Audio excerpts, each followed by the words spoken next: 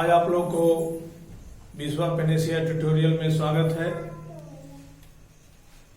आज संस्कृत का वर्ग दशम के पीयूषम पाठ का पंचम पाठ का अध्यापन करने जा रहा हूं। भारत महिमा। इतिहास में, शास्त्रों में भारत की क्या महत्ता है, आज हम इसके बारे में जानते हैं। यह हमारा देश जो है अति प्राचीन है।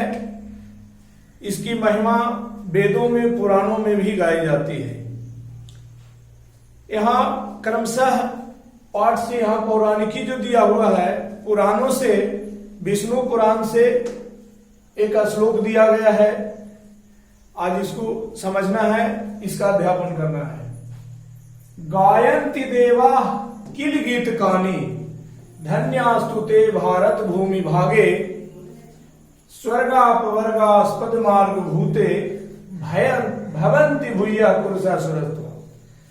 भगवान विष्णु स्वयं भारत भूमि का वर्णन करते हुए कहते हैं, गायन्ति देवा अर्थात देवता लोग गीत गाते हुए। किसका गीत? भारत भूमि का। भारत भूमि का गीत गाते हुए कहते हैं कि धन्यास्तु, धन्य है यह धरती, ते भारत भूमि भागे। यह भारत भूमि का जो खंड है, भारत भूमि है, यह धन्य है, बहुत पवित्र है। स्वर्गापवर्गा मार्ग भूते, यह स्वर्ग से भी बढ़कर के है। यह हमारी धरती जो है स्वर्ग से भी बढ़कर है। और भवन्ति भूय पुरुषासुरत्वात्, और इस धरती पर जन्म लेने वाले वह देवता तुल्य हो जाते हैं। पुरुषासुरत्वात्, सुर माने देवता। यहां जन्म लेने वाले अर्थात मनुष्य, जो भी मनुष्य हैं इस पृथ्वी पर जन्म लेते हैं, वो देवत्व को प्राप्त करते हैं। भवन्ति भूय, अवश्य ही, पुरुषासुरत्वात्, यहां जन्म लेने वाले जो है वह ईश्वर तुल्य हो जाते हैं। तो इस प्रकार वेदों में, पुराणों में, यह पौराणिकी का मतलब हुआ पुराण से लिया गया, विष्णु पुराण से। यह श्लोक अवश्य ही अपने आप में परिपूर्ण है और बहुत महत्व धारण करता है। श्लोक जो है वह भी विष्णु पुराण से ही लिया गया है। भगवान स्वयं कहते हैं कि अहो अमीसाम किम कार्य शोभनम, अहो देवताओं के द्वारा यह कैसा सुंदर कार्य किया गया है कि यहाँ जन्म लेने वाले जो भी मनुष्य हैं वे विष्णु के सेवा के योग्य हैं। अर्थात भगवान स्वयं जो है इस धरती पर जन्म लेने के लिए ललायित रहते हैं। बार बार उनकी इच्छा होती है कि मैं भी यहाँ जन्म लूं। और भगवान का ये 10 अवतार होना है, जिसमें 9 अवतार तो हो चुका है, 10वां अवतार ये कल्कि अवतार इस कलयुग में होना है। आप लोगों ने राम अवतार सुना होगा, बुद्ध अवतार, कृष्ण अवतार, कछुआ का रूप धारण किया, नरसिंहावतार लेकर के और हिरण्यकश्यपु नामक राक्षस का वध किया, कछुआ का अवतार लिया। तो ये सब अवतार ले चुके हैं और 10वां अवतार कल्कि अवतार ले गए। तो भगवान स्वयं जो है इस धरती पर जन्म लेने के लिए ललायित रहते हैं, वे बार बार आना चाहते हैं। तो समझिए इस हमारी धरती का कितना महत्व है, यहाँ जन्म लेने वाले कितना पुण्यात्मा होंगे। तो ये तीसरा श्लोक जो है आधुनिकी है, अर्थात आज के ग्रंथों से लिए गए श्लोक नंबर 3। इयंग निर्मला वत्सला मातृभूमि, इस धरती के बारे में कहा गया है कि यह हमारी धरती माता जो है निर्मल है। निर्मल का मतलब जो है जिसके हृदय में किसी प्रकार का मल अर्थात गंदगी नहीं है, छल कपट, झूठ फरेब, लालच, ये सब कुछ नहीं है। क्योंकि माता है, धरती माता है, माता के हृदय में अपने बच्चों के लिए ऐसी दुर्भावना नहीं है। तो यह मातृभूमि जो है धरती निर्मल है। और वत्सल, वत्सल का मतलब होता है अपने पुत्र के लिए ललायित होना।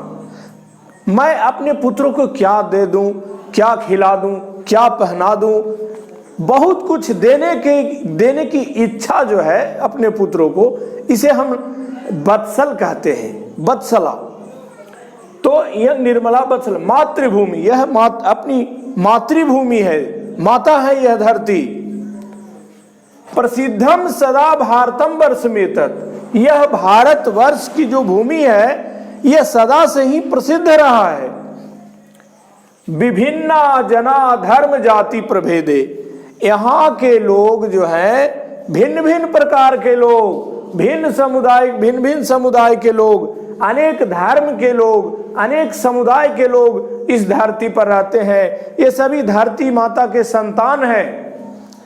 तो विभिन्न प्रकार के धर्म जाति से संबंधित लोग यहाँ रहते हैं। रिहक एकत्व भावम, सभी एकता की भाव से रहते हैं, एक होकर के रहते हैं।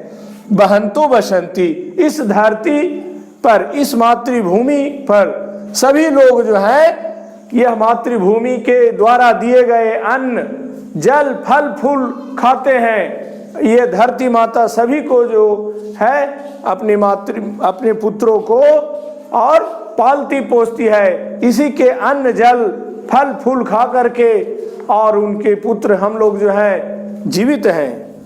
बच्चों ये चौथा श्लोक जो है ये अभी आधुनिक से ही है।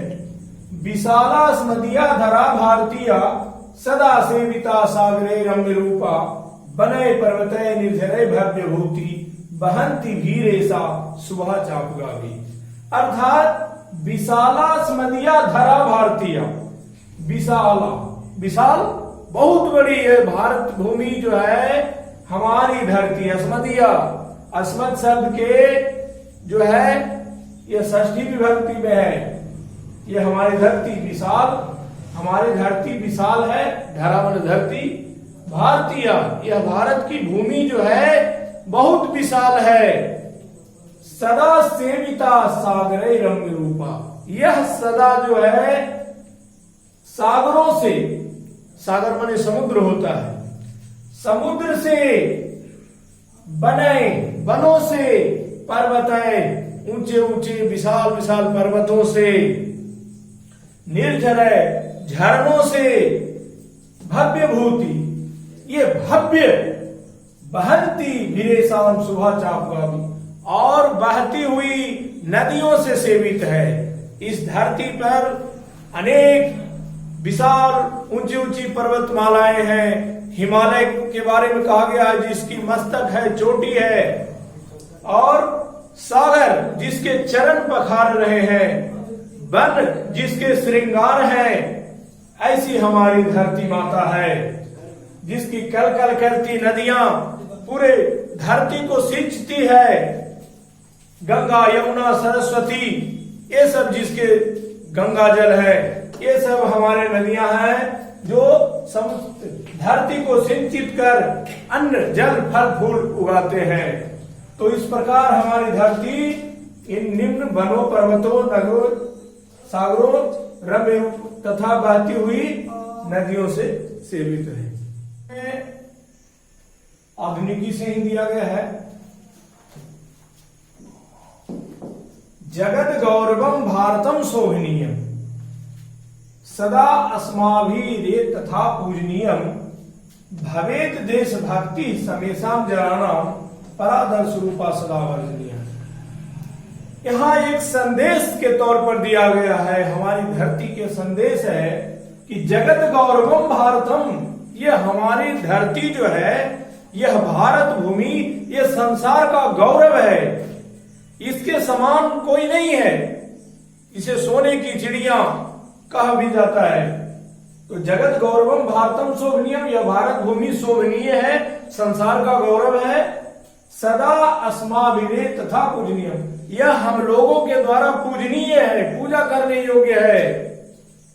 भवेद देशभक्ति समेशम जनानाम, आपस में सभी लोगों में देशभक्ति होना चाहिए।